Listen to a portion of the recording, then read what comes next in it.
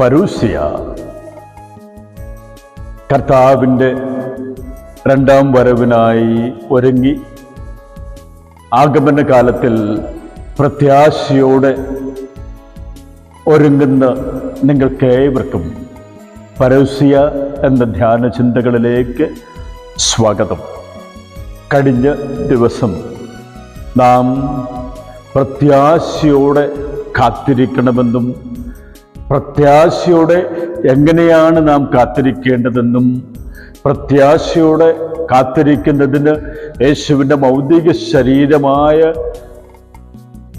നമുക്ക് സഭയിലൂടെ നൽകിയ അമൂല്യമായ സമ്മാനമായ കൗദാശിക ജീവിതത്തിലൂടെ നാം സജീവമായി ഒരുങ്ങണമെന്നും ബോധ്യപ്പെടുകയുണ്ടായി. അതിൽ 4 കൂദാശകൾ ഒരു പ്രാവശ്യം നാം സ്വീകരിക്കുന്നതിനാൽ വീണ്ടും അത് നമുക്ക് സ്വീകരിക്കേണ്ട ആവശ്യം വരുന്നില്ല. അത് നമുക്കറിയാം. മാമോദീസ, സ്ഥൈര്യലേപനം, വിവാഹം അല്ലെങ്കിൽ പൗരോഹിത്യം, തിരുപ്പട്ടം. തുടർന്ന് നാം ഒരുങ്ങുന്നതിൻ്റെ, എപ്പോഴും വിശുദ്ധി പ്രാപിച്ചുകൊണ്ട് ജീവിക്കുന്നതിൻ്റെ കൗദാശിക ജീവിതത്തെക്കുറിച്ച് മനനം ചെയ്യുകയായിരുന്നു.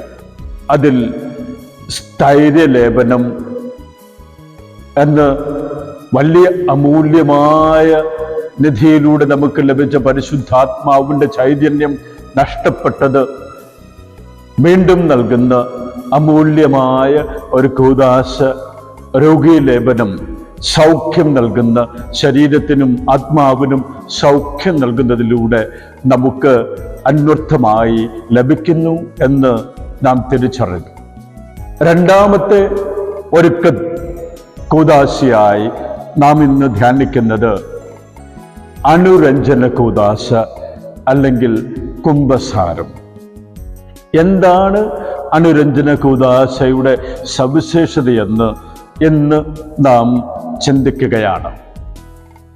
എന്നോട് ഈ 2014 എനിക്ക് സ്വയബോധം ഉണ്ടായ ശേഷം, സ്വയബോധം എന്ന് പറഞ്ഞാൽ 2014 എൻ്റെ ജീവിതത്തിൽ അനുരഞ്ജന കൂദാശ കുംഭസാരം സ്വീകരിച്ചു കഴിഞ്ഞപ്പോൾ ഉണ്ടായ ഒരു തിരിച്ചറിവ്, സ്വയാവബോധം.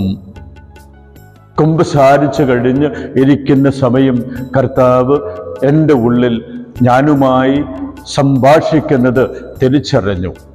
ആ സംഭാഷണം ഇപ്രകാരമാകുന്നു. കർത്താവ് എന്നോട് ചോദിച്ചു, നീ ആരാണ്?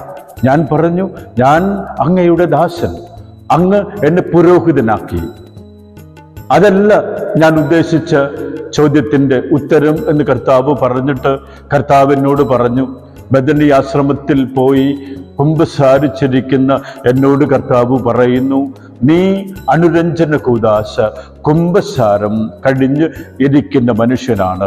ദിവ്യകാരുണ്യനാഥനെ പ്രതിഷ്ഠിച്ചു വച്ചിരിക്കുന്ന ആ ആശ്രമത്തിലെ ചാപ്പലിലിരുന്ന് ഞാൻ പ്രാർത്ഥിക്കുമ്പോൾ, പാപപരിഹാരം ചെയ്ത് കഴിഞ്ഞപ്പോൾ യേശു എന്നോട് ചോദിച്ചതാണ്, അനുരഞ്ജന കൂദാശ കുംഭസാരം സ്വീകരിച്ചു കഴിഞ്ഞ നിനക്ക് ആരാണ് എന്ന് ബോധ്യമുണ്ടോ? പെട്ടെന്ന് തന്നെ എൻ്റെ മനസ്സിൽ കടന്നു വന്നു, പാപം എല്ലാം കഴുകിക്കളഞ്ഞ വ്യക്തിയായി മാറി ഞാൻ. എന്നിലുള്ള പാപങ്ങളെല്ലാം, ഞാൻ ഏതെങ്കിലും പാപങ്ങൾ മറന്നു പോയിട്ടുണ്ടെങ്കിൽ അതുപോലും കഴുകിക്കളഞ്ഞ് എന്നെ പാപമില്ലാത്ത വ്യക്തിയാക്കി മാറ്റി. ആകയാൽ കർത്താവ് എന്നോട് വീണ്ടും ചോദിച്ചു, പാപം ചെയ്തുകൊണ്ട് എൻ്റെ അടുത്ത് വരുന്ന പാപി, ഞാൻ ആ പാപമെല്ലാം കഴുകിക്കളയുമ്പോൾ അവൻ പാപമില്ലാത്ത വ്യക്തിയാകുമ്പോൾ അവന് ലഭിക്കുന്ന അവസ്ഥ എന്താണ്? അവന് ലഭിക്കുന്ന ഓമനപ്പേരെന്താണ്? പെട്ടെന്ന് തന്നെ എൻ്റെ മനസ്സിൽ അത് ആത്മാവിൻ്റെ ചൈതന്യത്താൽ പുറത്തു വന്നു, വിശുദ്ധൻ. അതെ, കുംഭസാരം എന്ന കൂദാശയിലൂടെ നഷ്ടപ്പെട്ടു പോയ ദൈവിക ചൈതന്യം എനിക്ക് ലഭിക്കുന്ന അമൂല്യമായ ഒരു കൂദാശയാണ് അനുരഞ്ജന കൂദാശ കുമ്പസാരം കഴിഞ്ഞ് കർത്താവായ യേശു വൈദികനിലൂടെ എനിക്ക് നൽകുന്ന വിശുദ്ധ പദവി, നഷ്ടപ്പെട്ടു പോയ ദൈവീക ചൈതന്യം, നഷ്ടപ്പെട്ടു പോയ ദൈവത്തിൻ്റെ സാദൃശ്യം, ഛായ എനിക്ക് തിരികെ കിട്ടുന്ന അമൂല്യമായ സമ്മാനമാണ് അനുരഞ്ജന കൂദാശ അല്ലെങ്കിൽ കുമ്പസാരം. ഈ കുമ്പസാരത്തിലൂടെ വിശുദ്ധി പ്രാപിക്കാൻ ഇന്നുവരെ ഞാൻ ശ്രമിച്ചിട്ടില്ല എങ്കിൽ ഈ പരൂസിയ എന്നെ അതിന് സഹായിക്കട്ടെ. ആമേൻ.